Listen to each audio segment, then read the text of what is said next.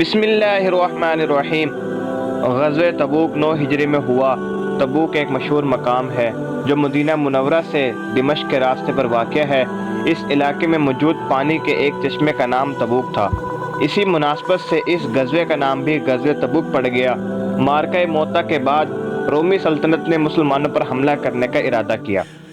غسانی قبائل جو شام میں رومیوں کے زیر اثر تھے اور مسیحی مذہب سے تعلق رکھتے تھے، ان کو قیصر روم ہرقل نے اس لڑائی کے لیے ابھارا۔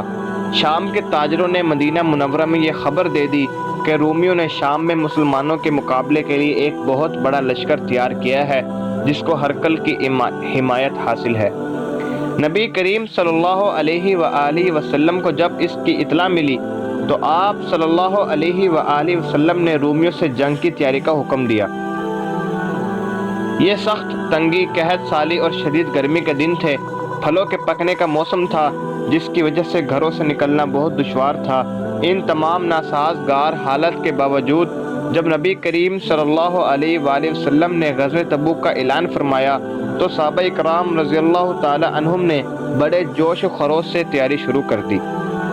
آپ صلی اللہ علیہ وآلہ وسلم نے اس مہم میں ہر اس شخص کی شرکت لازمی قرار دے دی جو صحت مند ہو اور اس کے پاس سواری کا جانور موجود ہو۔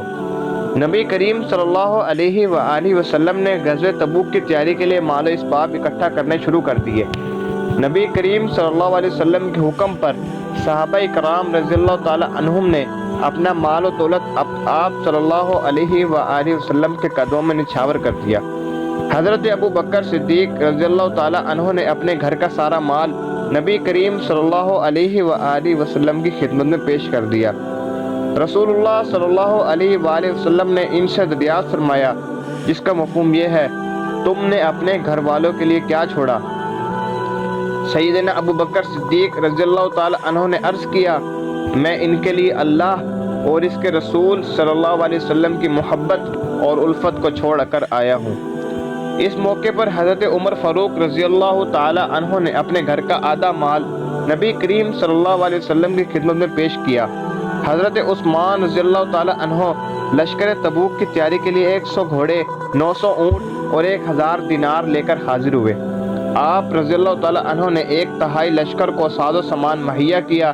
حضرت عبد الرحمن بن عوف رضی اللہ تعالی عنہ نے 4000 درہم، سیدنا عاصم بن عدی رضی اللہ تعالی عنہ نے 500 کلو گرام کھجوریں پیش کی، اور حضرت ابو عقیل رضی اللہ تعالی عنہ نے رات بھر مزدوری کر کے نصف سا کھجوریں کما کر نبی کریم صلی اللہ علیہ وسلم کی خدمت میں پیش کی۔ صحابہ اکرام رضی اللہ تعالی عنہم کے ساتھ ساتھ صحابیات رضی اللہ تعالی عنہ نے بھی اپنے اموال رسول اللہ صلی اللہ علیہ وآلہ وسلم کی خدمت میں پیش کیے۔ سیدہ ام سنان مسلمہ رضی اللہ تعالی عنہ بیان کرتی ہیں کہ میں نے سیدہ عائشہ رضی اللہ تعالی عنہ کے حجرے میں رسول اللہ صلی اللہ علیہ وسلم کے سامنے ایک چادر بچھی ہوئی دیکھی جس میں مسلمان خواتین اپنے ہار، چوڑیاں، انگوٹھیاں، جھمکے، دیگر زیورات اور کپڑے ڈال رہی تھی۔ نبی کریم صلی اللہ علیہ وسلم نے غزوہ تبوک کے موقع پر حضرت علی رضی اللہ تعالی عنہ کو مدینہ منورہ میں اہل بیت کی حفاظت، گھریلو اور دیگر امور کے انجام دہی پر مامور فرمایا۔ نبی کریم صلی اللہ علیہ وسلم نے سواریوں کی کمی کی وجہ سے بعض صحابہ کرام رضی اللہ تعالی عنہم کو مدینہ منورہ ہی میں ٹھہرنے کا حکم دیا۔ تو ان صحابہ کرام رضی اللہ تعالی عنہم کے خلوص، جذبہ ایمانی اور جہاد کے شوق کی وجہ سے ان کی آنکھوں سے آنسو نکل پڑے۔ غزوہ تبوک کی سفر کی تیاری زور و شور سے جاری تھی۔ زاد، سفر اور سواریوں کا بندوبست کیا جا رہا تھا، لیکن منافقین کا ٹولہ طرح طرح کی سازشوں میں مصروف تھا۔ منافقین کے لیڈر جد بن قیس اور عبداللہ بن ابی جہاد کے لیے نکلنے پر قطعاً راضی نہ تھے۔ وہ اپنی جماعت سمیت مسلمانوں کے حوصلے پست کرنے اور رومیوں سے خوف زدہ کرنے میں مشغول تھے۔ جب نبی کریم صلی اللہ علیہ وسلم اسلامی لشکر لے کر تبوک کی طرف روانہ ہوئے تو منافقین کا سردار عبداللہ بن ابی سنتیہ الوداع کے پاس ذباب نامی مقام پر اپنے ساتھیوں سمیت یہ کہہ کر واپس لوٹ گیا کہ اتنے گرم موسم میں حالات کی تنگی کے باوجود مسلمان رومی سے جنگ لڑنے جا رہے ہیں۔ رومی بہت طاقتور ہیں، ان کا مقابلہ کرنا کسی کے بس کی بات نہیں۔ اسی طرح اللہ تعالیٰ نے مسلمانوں کے سامنے منافقوں کی حالت عیاں کر دی اور وہ بے نقاب ہو گئے۔ نبی کریم صلی اللہ علیہ وسلم کی قیادت میں 30,000 صحابہ اکرام رضی اللہ تعالیٰ عنہم کا لشکر شام کی طرف روانہ ہوا۔ سفر کے دوران مسلمانوں کو 3 طرح کی مشکلات کا سامنا تھا۔ سواریاں کم تھی، زاد راہ بہت تھوڑا تھا اور پانی کی شدید قلت تھی۔ ایک اونٹ پر صحابہ کرام رضی اللہ تعالیٰ عنہم باری باری سواری کرتے تھے۔ مٹھی بھر کھجوریں کئی افراد میں تقسیم ہو جاتی تھی۔ مسلمانوں نے 805 کلومیٹر کا یہ فاصلہ انتہائی استقامت، صبر و تحمل اور جواں مردی سے کیا۔